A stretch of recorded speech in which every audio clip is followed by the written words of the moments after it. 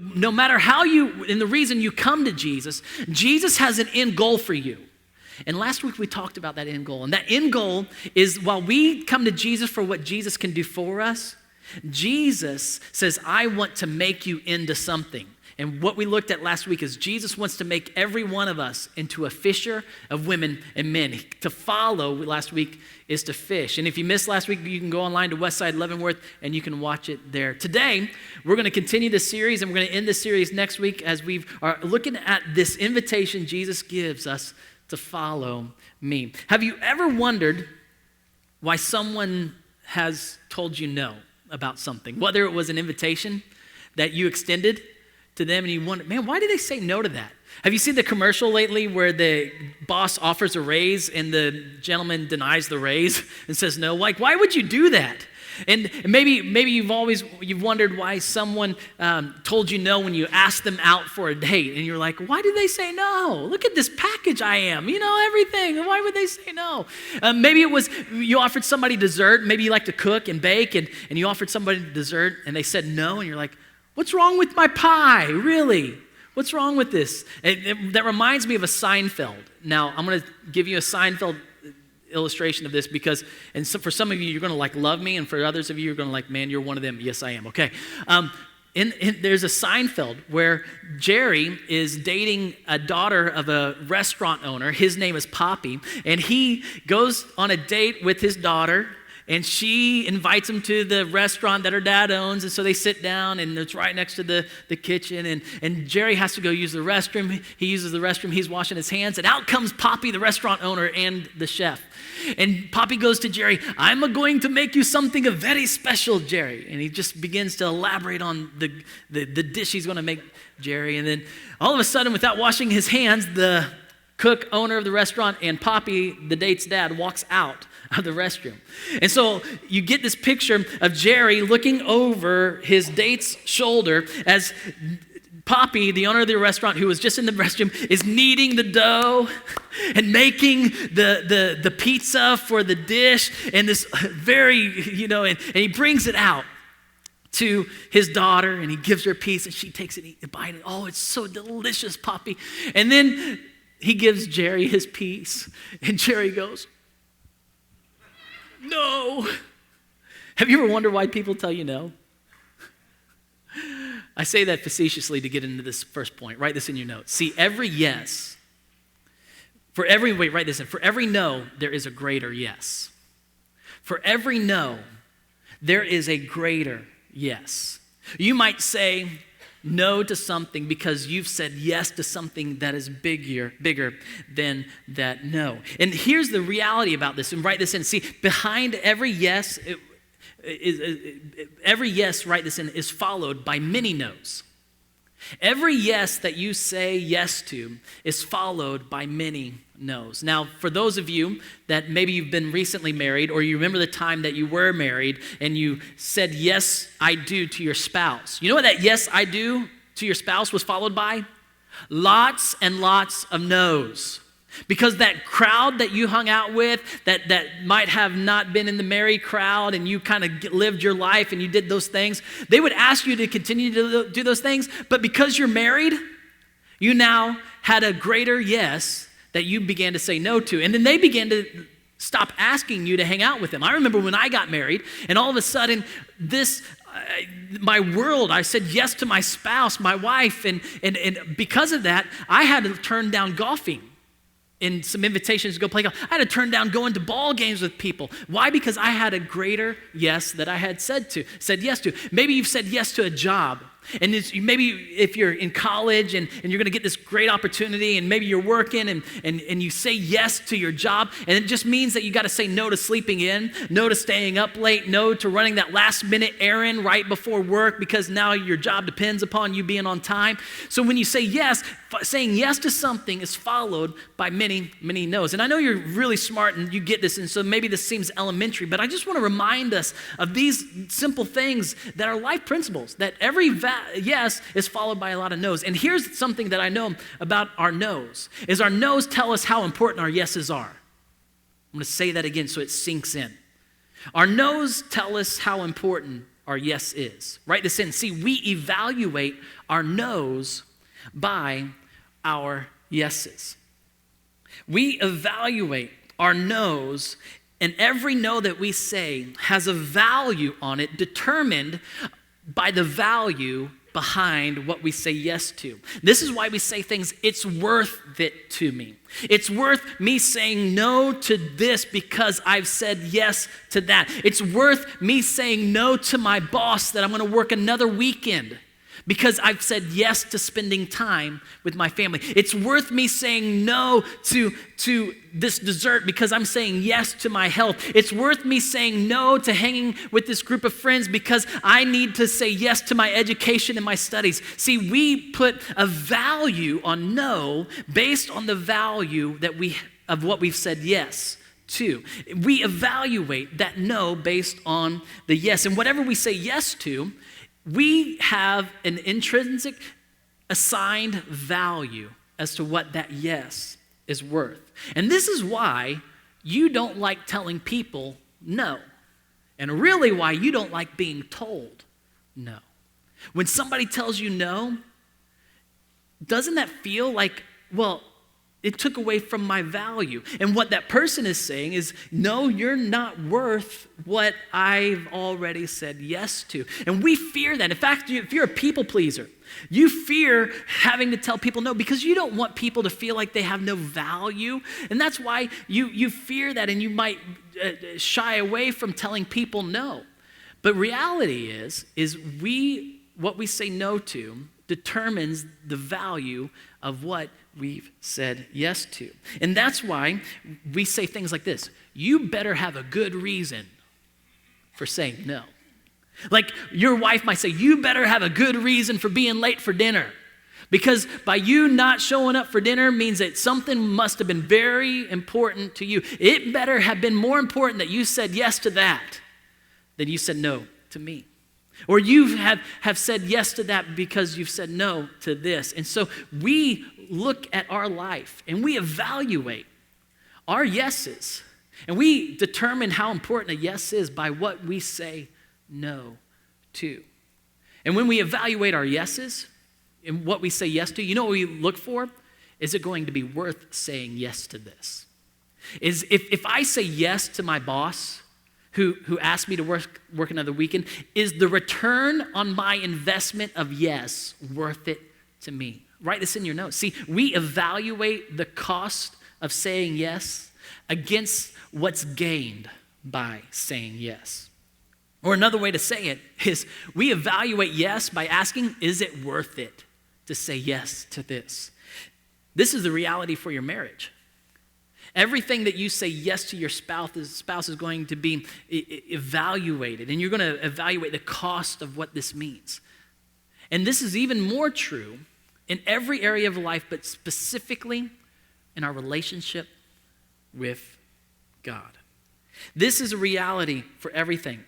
And this is a reality for our relationship with God. This may be the reason why some of us in this room may not have crossed that line to say, you know what, I'm truly going to follow what Jesus says, or I'm truly going to believe in that, or you know, I like that idea. And if Christians say what this is true, that Jesus really came to die for me, and if people who follow Jesus really believe this, then you're looking at this, but what's the value in this? What's the value I gain by saying this? Now, if it's true that you really get this forgiveness, and if it's true that Jesus comes and he died for me and he offers me a life and life everlasting and life forever, that sounds really too good to be true in some ways. So what's the terms and conditions? Like, where's that little asterisk in this with the fine print at the bottom? And what's this really going to cost me? And maybe you've asked that. Maybe it seems really good. Following Jesus seems really good that, hey, all I have to do is believe in Jesus and trust in him, and I get all of this life that he gives and everything. Man, that sounds too good to be true. What's the catch in all of this? What are the T's and C's in this? And Jesus is remarkable because Jesus is so clear. He's so clear, and he's so clear about two things. First, he's clear about what is gained for those who follow him, and we're going to look at that today. And he's also clear about what it's going to cost you and me to follow him. Now, Jesus, at the time that we're going to look at this passage in Mark chapter 8, if you've got your Bibles, I encourage you to go to Mark chapter 8 with me. If you don't have your Bible, you can look on your phone or your tablet, and it's on your page in your bulletin and on the screen. But in this time, in this season, Jesus has just started his teaching career, and he's been going at it a couple months now, and he's teaching. People are falling in love with his teaching because it's life-giving. It's unlike anything they've ever heard. People are finding that he's got this command about him, this authority about him, and he teaches with such clarity that they were wanting to be a part of it. And he was drawing a big crowd, not just because of his teaching, but also because of his miracles.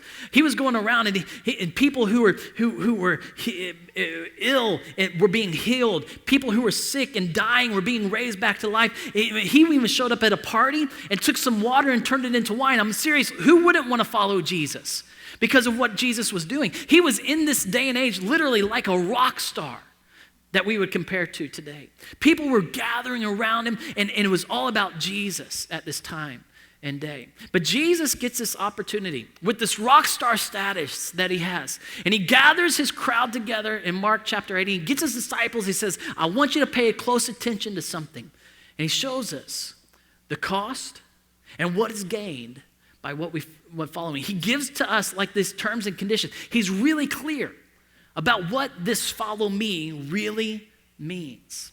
And he begins to say this. He called the crowd to him along with his disciples and said, whoever wants to be my disciple must deny themselves and take up their cross and follow me. I want you to do something with me. Underline or circle those words, deny themselves and take up their cross and follow me.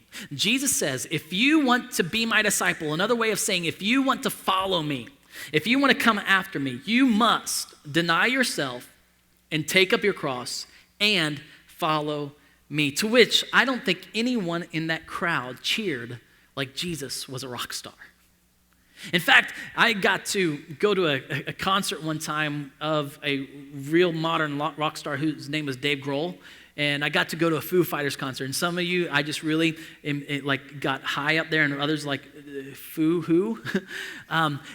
I don't even recommend that you listen to the Foo Fighters or anything like that. I just got invited to come to a concert and meet, in my opinion, I'm a drummer. I got to meet one of the best drummers of all time. And that's really why I went, because I wanted to meet Dave Grohl, one of the best musicians and drummers of all time. And so I got these backstage passes that were given to me through a buddy who was friends with the guy in the band. And so we all went, and we got all that access, which was kind of cool to meet everybody in the band. And we're there, and we get to watch the concert from just a totally different perspective. And there, Dave Grohl could say anything. And the crowd would go, yeah! He could say something so stupid and idiotic, and the crowd would go, yeah! And I'm like, that didn't even make sense. And the guy on the front row with 2 beers, yeah! But Jesus, when he said, deny yourself, take up your cross, and follow me, he didn't get, yeah! He got, what? Now, we think deny yourself in this term. See, we get deny yourself based on our New Year's resolutions, which is great because I'm going to deny myself that dessert. I'm going to deny myself some extra sleeping in so I can work out in the morning. I'm going to deny myself, I'm going to say no some things so I can get the benefit in the end. And we deny ourselves. We think we know what deny ourselves means, but it means to us. But Jesus, when he said deny yourself, it didn't mean our American version of deny yourself. When he said deny yourself, he said to this culture, I want you to give up your rights. See, that's why it wasn't popular. Especially in our American 21st century, this wouldn't have been popular. In fact, everything that we do is about our rights. That's why we vote. That's why we have elections and we put people in office, because we want to protect our rights. We want to protect our rights, and we want to put people in power that will help give us the rights that we feel like we deserve. And Jesus says, if you want to follow me, I want you to give up your right to what you want. I love what Kyle Idleman says in his book, Not a Fan. He says, how do you deny yourself in a culture that says it's all about yourself?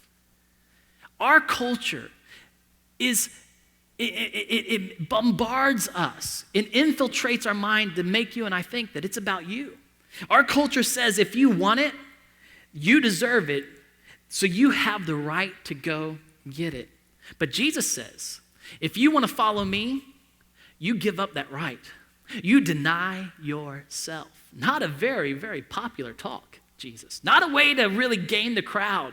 And I bet his disciples were like, Jesus, wait a second. I don't think you really meant to say that, because I don't know if you know the implications of that. You're not going to gain a big following by saying that. In fact, people are going to maybe fall away now if you say deny yourself, and because it's not about your rights, and you got to give up your rights. And Jesus, he goes, not just deny yourself, but you got to take up your cross. Which we have a 21st century American version of take up your cross. Our 21st century American version of taking up your cross looks similar to this. Is I did the dishes for my wife this past Monday night, and we had dishes, and she had to go to work, and so I did the dishes. She didn't even ask me to. And you know what I felt tempted to say? Oh, that was my cross to bear. See, that's what we do. It's like, oh, that's just my cross to bear. That's how I'm going to follow Jesus. I'm going to give up a little bit of that. I'm going to sacrifice a little bit because it's my cross to bear.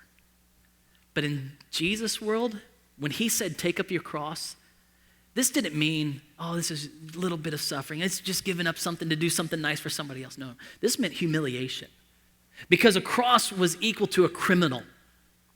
This was humiliation. This was suffering, because a cross meant that not just you were nailed to a cross, but you were beaten all the way to the cross. This meant suffering, and this meant death. In Jesus' day and age, to carry a cross was literally a visual death row, that you were a dead man walking. And Jesus says, if you want to be my disciple, if you want to follow me, yes, this invitation is open to everybody, and salvation, what I want to give you, is free to anyone because I'm paying the cost. But I want you to know that to follow me, it's going to cost you denying yourself and dying to yourself. Many hearing those words would become persecuted and even give their life for Jesus. Now, I'm grateful that many of us here, most every one of us here, will never have to deny Jesus or deny our life. None of us will hopefully be faced with death and say, you either choose Jesus or you choose your life. And I'm grateful for that. But Jesus said, I want you to be aware that this is the decision you're making to follow me. I love what monk Thomas Keating once said. I think he does a great job in making this practical for our lives when we might not face death like this. He says, the cross Jesus asks you to carry is yourself. So in a way, to take up your cross is a way to say, you know what? I'm taking up myself. I'm dying to myself. I'm dying to what I want. And I'm going to deny myself, and I'm going to die to myself because I want to say yes to what Jesus wants for me. See, following Jesus, write this in, means saying no to what I want so I can say yes to what Jesus wants. It means saying no to those things that I want in life. It means saying yes to what Jesus wants for me in life. It means to deny myself and die to myself, and by saying yeah, because I've said yes to Jesus. It means to give up the driver's seat in my life. It means to stop pursuing what I want and just say, I'm going to surrender everything I want because I want Jesus, what you want. See, following Jesus gets real when it conflicts with the things that we want in life. When it conflicts with our comfort, we begin to face the reality of what we have to give up in order to follow Jesus. And it makes it hard then to say yes to him. But because we've said yes to Jesus and the life he's given us, I believe it's easier to say no to some of these things that we once would see as following Jesus. And this is the reason, because following Jesus means living like Jesus instead of the way I like. It means living like Jesus instead of the way I like to live. It might mean, and this is different for everybody. This might mean something different for you than it would for you over here. See, following Jesus means obeying what Jesus is telling me to do next. And maybe you're asking, why would you do such a thing? Why would you give up the way you want to live for the life that Jesus wants you to live? And Jesus gets to the heart of this matter right here. He says, for whoever wants to save their life, which I would easily turn to us right here and say, whoever wants to save our life, I bet every one of us would raise our hand. Every one of us would say, yes, I want to save my life. I want to live forever. I don't want to die. Whoever wants to save your life, Jesus says, will lose it. This is how it really works. But whoever loses their life, and I want you to see this, whoever loses their life for me and for the gospel will save it. See, I want you to underline, circle for me and for the gospel. This is why we lose ourselves. This is why it's easier to say no to some of these things. This is why it's easier as a single person to say no to having sex before marriage, because I've said yes to Jesus and the life that he wants to give me and the life that he's already given me through what he's done through the good news. This is why it's easier for me to say no to doing business in a certain way that might compromise me following Jesus, because I've already said yes to Jesus and I've received the good news of Jesus, which is this.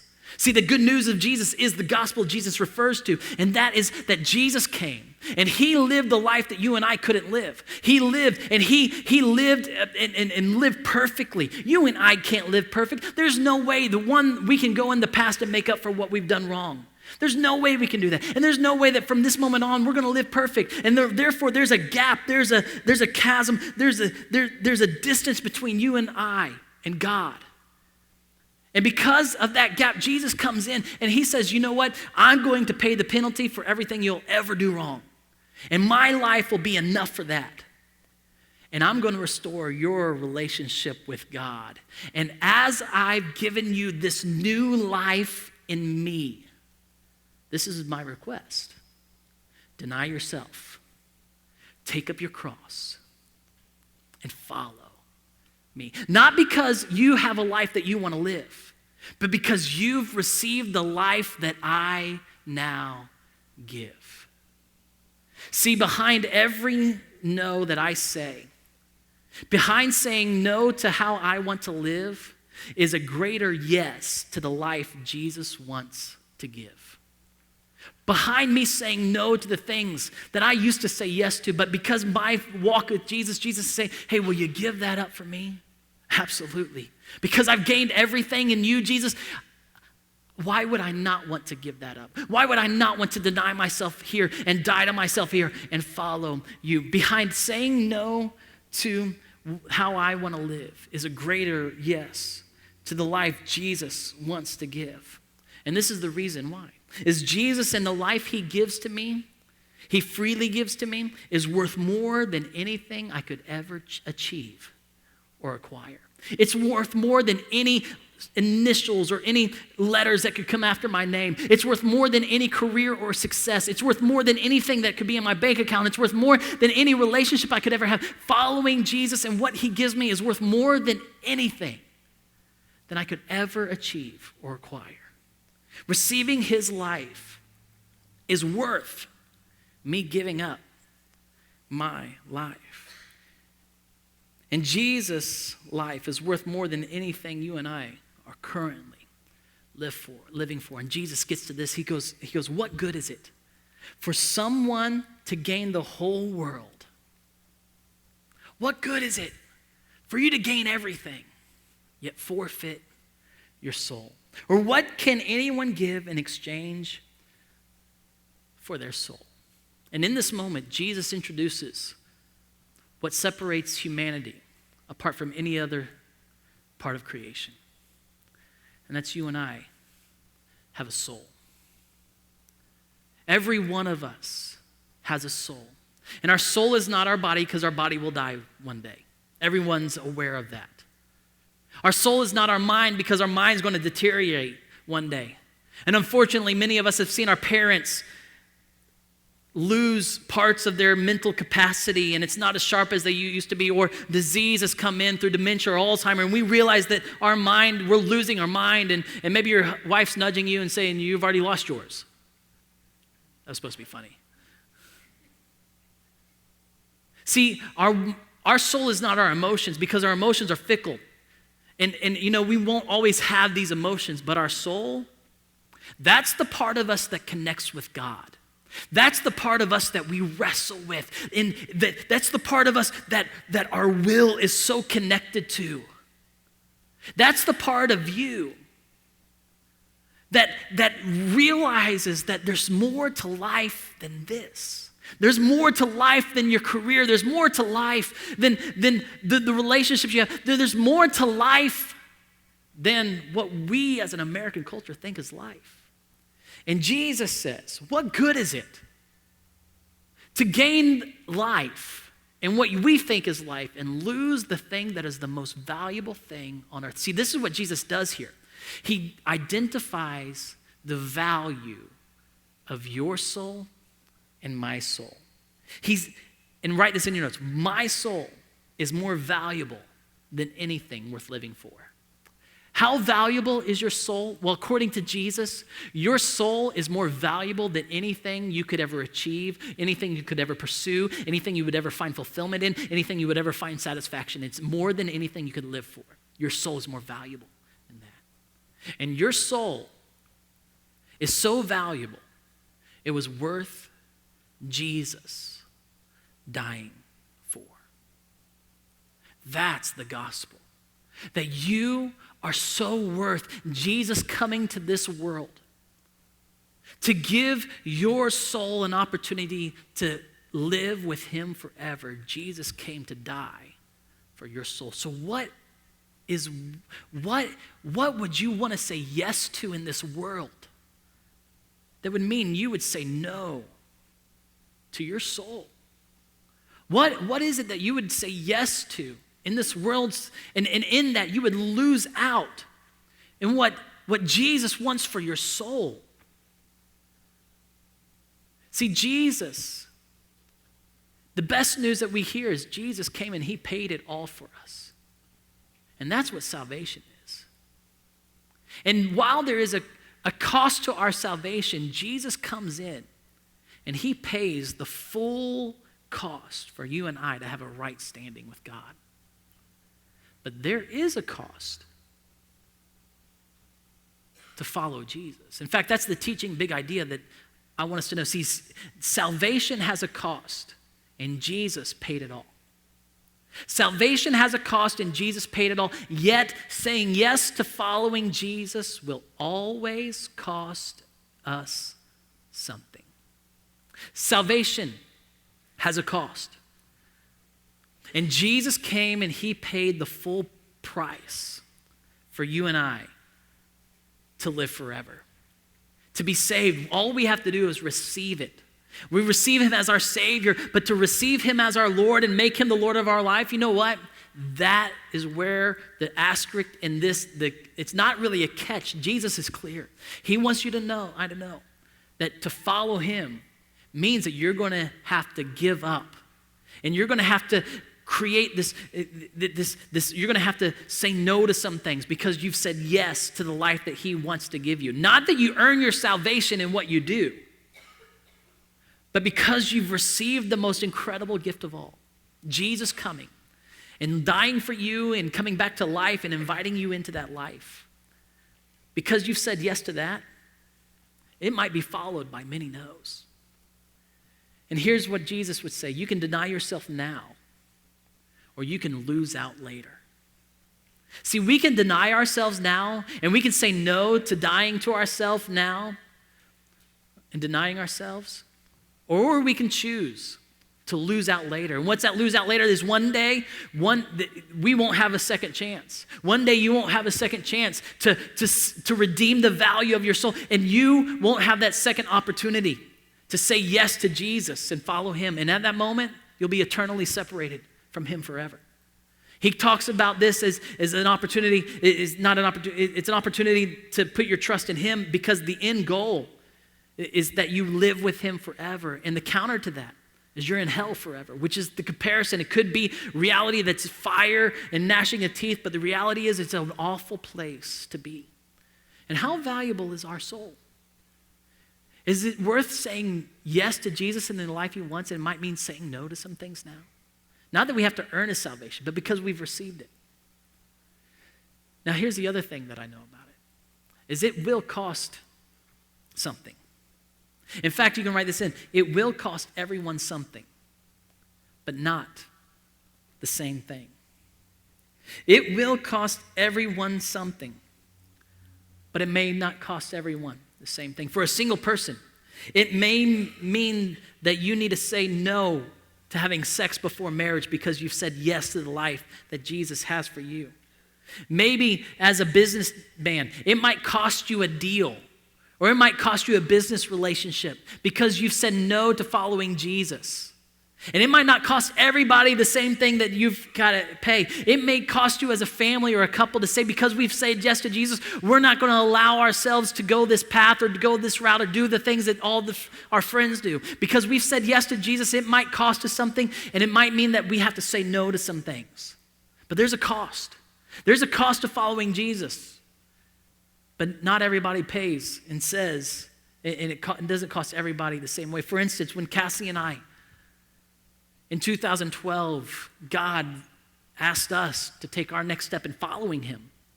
But that came with a great cost.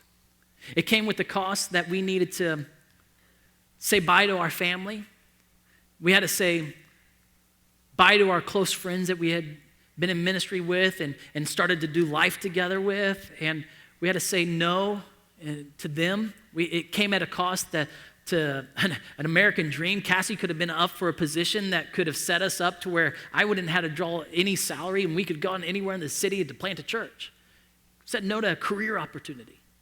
We had to say no to what we had and sell our cars and sell our home and condense everything we had into a 10 by 10 unit. See, we had to say no, and it cost us something to follow Jesus and move to South Africa to be on mission with him.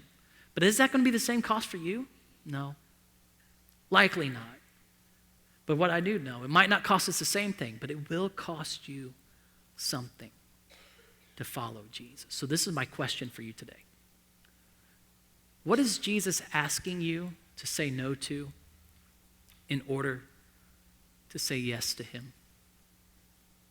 What is Jesus asking you to say no to in order to say yes to following him? And what is your next step? Because this is what I do know, is that everything we say yes to, we have to lose something. I love what Ralph Waldo Emerson says when he writes this.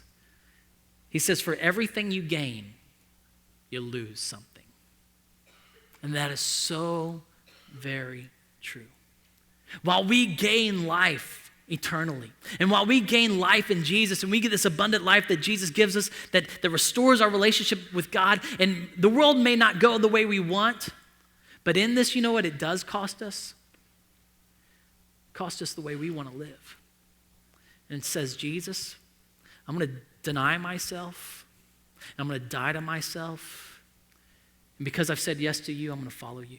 Because I've said yes to you, I'm going to deny myself the things that maybe my group of friends say, and because I'm denying I've said yes to you, it might mean that I don't go with them anymore to go hang out in those places, or I might need to say no to a certain group of friends because I've said yes to you, and when I hang out with those certain friends, I really don't treat my wife in the way that Jesus would want me to treat my wife, so saying yes to you might mean saying no to this. I'm going to deny myself. Maybe saying no to yourself might mean that you need to die to a career that you've been and you've been pursuing this, and God's been asking you to go a different way, but you're holding on to this career that you want, but you've got to die to that career. You got to die to what you want because you've said yes to what Jesus wants. I don't know what it is for you, but what is your next step in denying yourself and dying to yourself and following him? Well, Jesus paid for the price of our salvation, and he gives it freely to us. Following Jesus will cost you something. Are you willing to say yes to Jesus and say no to some of the things that he might want you to say no to? It's not a very, very rock star way to live. But you know what I do know? It'll gain you everything. It'll gain you everything. You'll receive the life that he wants you to have. Every time you deny yourself, take up your cross and follow him, you're going to become more like him. And you're going to see that he denied himself and he took up his cross and he followed what God the Father asked him to do. And you're going to fall in love with a Jesus that loves you so much. And you're going to want to share him with the world around you. Maybe you're here today and you don't know what your next step is. Maybe it's to get baptized. Maybe this is one way that you can identify with Jesus. And you've never taken this step because maybe a little bit of pride or saying, I don't want to do that.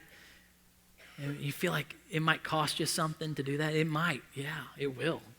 But maybe it's your turn to take your next step and be baptized. And identify that you're dying to yourself as you go under the water. And as you come out of the water, you're recognizing the life that Jesus gives you, that you said yes to that, and you're willing to follow him.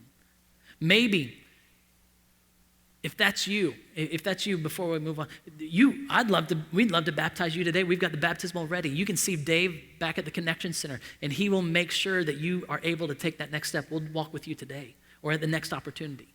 Maybe you need to take your next step and deny yourself a little bit of your schedule and say no to some things so you can open your life up to doing life in a community through a life group. Maybe you need to take your next step by saying, hey, I'm going to follow Jesus with other people and I'm going to commit to a life group. And that might mean saying no to some scheduling, saying no to some really fun opportunities, saying no to maybe your kid's baseball career because you think he's going to be the next major league player. It might mean saying no to some things.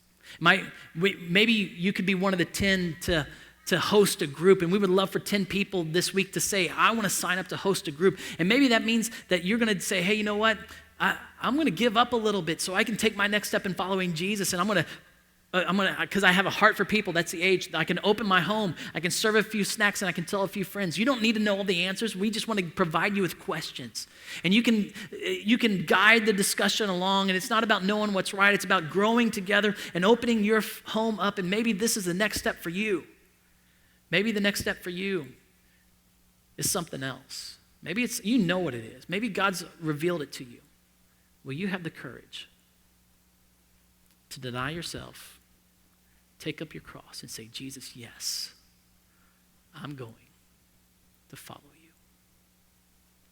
Let me pray for us. Jesus, thank you. Thank you for being so clear with us. Thank you for being clear with what we gain when we follow you. That when we say yes to you, we receive a life that is unlike any other life we have. And it's a life of that you've saved us. That we couldn't save ourselves, but because the way you came and you lived perfectly and you died for us and you forgive us and you offer us to just this gift of being right with you. And all we have to do is receive it. We're grateful for that, and we're grateful that didn't cost us anything. But God, we also know that you're asking us to follow you, and that will cost us something. That following you means that we have to give up some things. And I don't know what's going on in their hearts, but this is what I do know, that there's a struggle. So I pray that in that struggle, you give them the courage to say yes to you as they follow you. In your name, Jesus, amen. If you would like prayer today, we have some prayer partners that are up here, and they would love to pray with you and help you take your next step or encourage you in any way. God bless you, Westside, and we'll see you next Sunday as we finish the series, Follow Me.